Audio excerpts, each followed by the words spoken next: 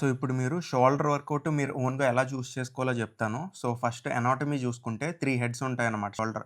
So, anterior హెడ్‌ని front deltoid అంటారు. Lateral హెడ్‌ని మీడియల్ డెల్టాయిడ్ అంటారు. పోస్టీరియర్ హెడ్‌ని రియర్ డెల్టాయిడ్ అంటారు. సో, ఈచ్ హెడ్‌కి మీరు ఒక్కొక్క వేరియేషన్ చూస్ చేసుకుంటే సరిపోద్దన్నమాట.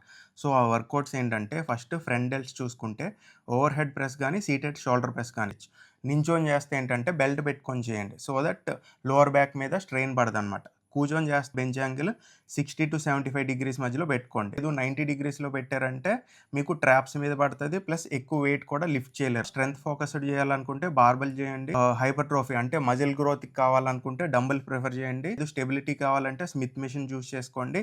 ప్రోగ్రెసివ్ ఓవర్‌లోడ్ అంటే వీక్‌కి వెయిట్ పెంచాలి అనుకుంటే మెషిన్ చూస్ చేసుకోండి. సో, ఇవన్నీ ఏంటంటే కాంపౌండ్ మూవ్‌మెంట్ అన్నమాట. అంటే ఎంతో కొంత ట్రైసెప్ కూడా యాక్టివేట్ అవుతుంది. లేదు మాకు ఓన్లీ ఫ్రంట్ డెల్ట్సే యాక్టివేట్ అవ్వాలి అంటే ఈ ఐసోలేషన్ మూవ్‌మెంట్ చూస్ చేసుకోండి. సో, దీనిలో కూడా డంబెల్, బార్బెల్, కేబుల్, ప్లేట్ ఏదైనా చేయొచ్చనమాట. సైడ్ డెల్ట్స్ చూసుకుంటే డంబెల్ లాటరల్ రైజెస్. సో, ఇది నించొనైనా చేయొచ్చు లేదా స్టెబిలిటీ లేదంటే చెస్ట్ సపోర్ట్ పెట్టుకొనైనా చూస్ చేసుకోవచ్చు. కేబుల్ లాటరల్ రైజెస్ ఇది సింగిల్ ఆర్మ్‌తో అయినా చేయొచ్చు లేదా బోత్ ఆర్మ్స్‌తో అయినా చేయొచ్చు. లేదు మీ జిమ్‌లో మెషిన్ ఉన్నదంటే అదైనా చేయొచ్చనమాట. Next rear delts. సో, ఈ అన్నిటిలోకి ఇదే అందరికి అండర్ డెవలప్డ్ ఉంటదనమాట.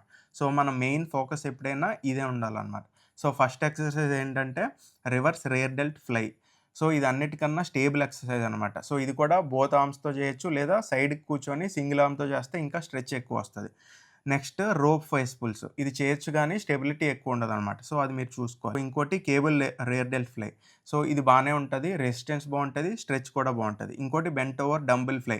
ఇది చేయొచ్చు గానీ మనం ఒంగొని చేస్తాం కాబట్టి గ్రావిటీ వెయిట్ కిందకి పుల్ చేస్తది. సో, అంత స్టేబుల్ కాదనమాట.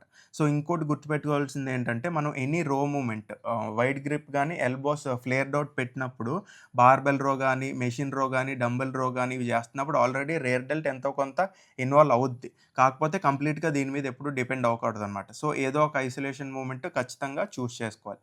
సో, అంతే షోల్డర్ వర్కౌట్. ఆల్రెడీ నేను చెస్ట్‌కి కూడా ఇలా చెప్పాను. సో, అది కూడా చెకౌట్ చేయండి. సో, నెక్స్ట్ ఏ మజిల్ కావాలో కూడా కింద కమెంట్ వీడియో నచ్చితే ఫాలో కూడా చేయండి.